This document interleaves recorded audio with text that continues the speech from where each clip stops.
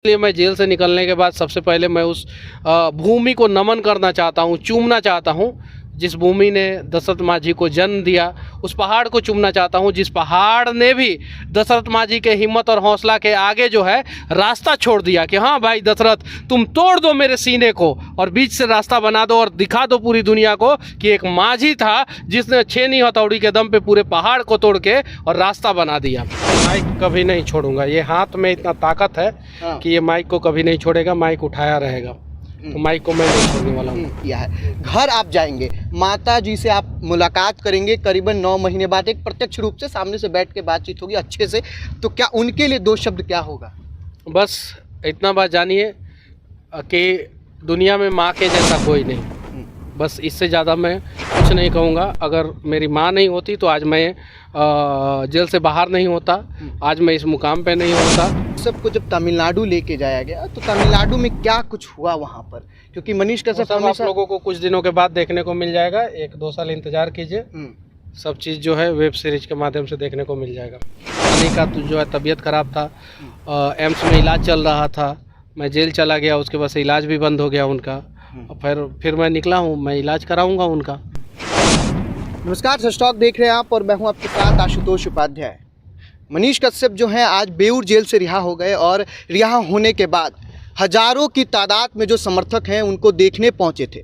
जब मैं कल ग्राउंड रिपोर्टिंग कर रहा था उस दरमियान लोगों ने ये कहा कि मनीष कश्यप का एक दीदार करना चाहते हैं। कई अलग अलग जिलों से लोग पहुंचे थे।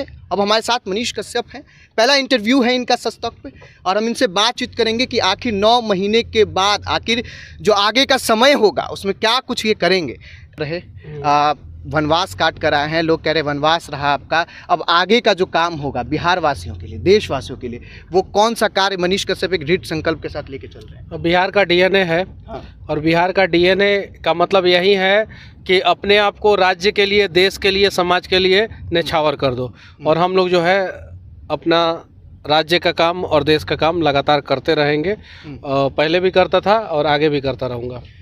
हमेशा लोग ये सोचते थे कि मनीष कश्यप को जब तमिलनाडु लेके जाया गया तो तमिलनाडु में क्या कुछ हुआ वहाँ पर, क्योंकि मनीष कश्यप आप लोगों को कुछ दिनों के बाद देखने को मिल जाएगा, 1-2 साल इंतजार कीजिए, सब चीज़ जो है वेब सीरीज के माध्यम से देखने को मिल जाएगा।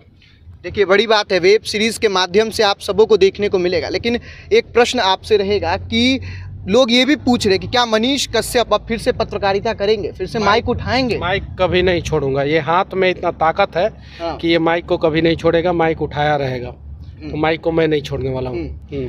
अलग अलग जब जगहों पे हम जा रहे हैं तो लोगों का कहना है कि मनीष कश्यप बिहार के मुख्यमंत्री बनने चाहिए। उनका कहना है कि मनीष कश्यप को हम देखना चाहते हैं उस जगह पे जहाँ से बिहार का बदलाव हो सके। क्या कहिएगा इसके बारे में? मैं उन सब चीज़ों के बारे में नहीं सोचा हूँ और अभी सोचता भी नहीं हूँ। मैं जो करता था वो जेल से निकलने के बाद वो काम कंटिन्यूअस करता रहूँगा।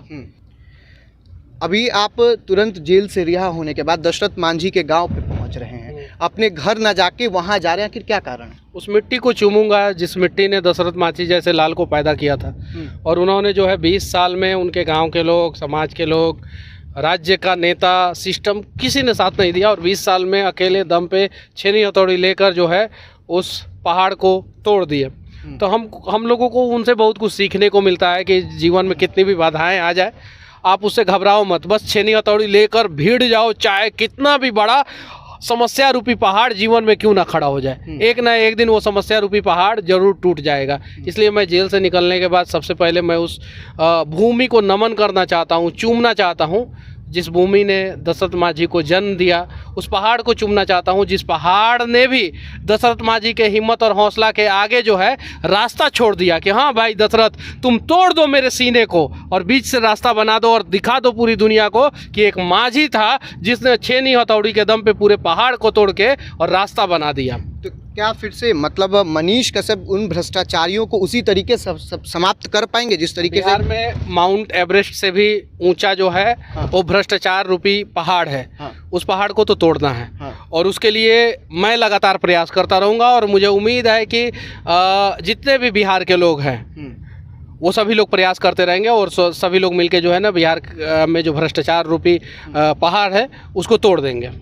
सबसे ज़्यादा बिहार के लोगों ने सफ़र किया चूँकि आप ज़रूर जेल में थे, लेकिन बिहार के लोगों ने इस चीज़ को अंदर से एक तरीके से झेला है कि नहीं भाई मनीष कश्यप जेल में है, और लोगों ने दृढ़ संकल्प के साथ बाहर कार्य भी किया है। घर आप जाएंगे, माता जी से आप मुलाकात करेंगे करीबन 9 महीने बाद, एक प्रत्यक्ष रूप से सामने से बैठ के बातचीत होगी अच्छे से, तो क्या उनके लिए 2 शब्द क्या होगा?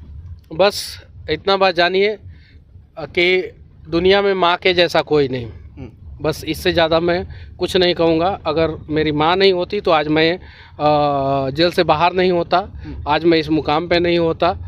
तो मेरी माँ जो है वो पढ़ी लिखी नहीं है, अनपढ़ इसलिए नहीं कह सकते हैं कि अगर कोई घर को भी चला रहा है तो वो बहुत काबिल है, लेकिन सरकार का जो लेखा जोखा होता है जिसमें कहा जाता है कि इस आदमी को ही पढ़ा लिखा कहा जाएगा, तो उस हिसाब से देखा जाए तो मेरी माँ पढ़ी लिखी नहीं है, लेकिन उन्होंने जो मेरे लिए किया है, मुझे पढ़ाया, मुझे इंजीनियरिंग कराया, और आज मैं जो भी हूँ माँ के वजह से हूँ। बस एक अंतिम प्रश्न, एक टीवी इंटरव्यू के दौरान आपने बताया कि आपकी नानी को कैंसर हो रखा है और आप ही उनका इलाज जो है वो एम्स में करवा रहे थे, और आईजीएमएस में दर दर भटकने के बाद, तो क्या लगता है अब आप 9 महीने बाद जा रहे हैं, कुछ इसके बारे में? बस बिहार के लोग देखें कि बिहार का स्वास्थ्य व्यवस्था कैसा है कैसा नहीं है, वो सब लोगों को दिख ही रहा है। बस उसको बदलने के लिए सबको प्रयास करना होगा। मेरी नानी का तो जो है तबीयत ख़राब था, एम्स में इलाज चल रहा था, मैं जेल चला गया, उसके बाद से इलाज भी बंद हो गया उनका, और फिर मैं निकला हूँ, मैं इलाज कराऊंगा उनका।